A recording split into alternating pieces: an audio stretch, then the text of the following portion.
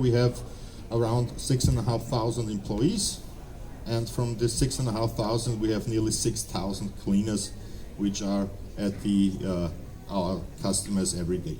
So of course we had a challenge that we track our asset behind. You can imagine we have round about 5,000 cleaning machines running in Austria. This is from the big machines to the little vacuum cleaners. And of course we had a machinery list which ended up in a SharePoint. But what was the issue?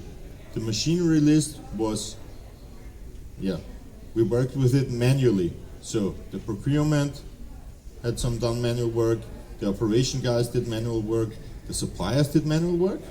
And at the end of the day, when humans are working, there are mistakes. Of course, there are typing errors, there are thousands of things which can happen, and this causes problems when it comes to data.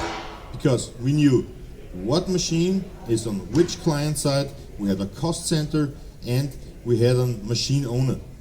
So an object or service manager. But at the end of the day, we had no overview. How high are the costs for this special machine? We have to search bills from the suppliers and so on. We have to search the documents, the maintenance documents, and so on and so forth. So this was the situation we had before we implemented ToolSense.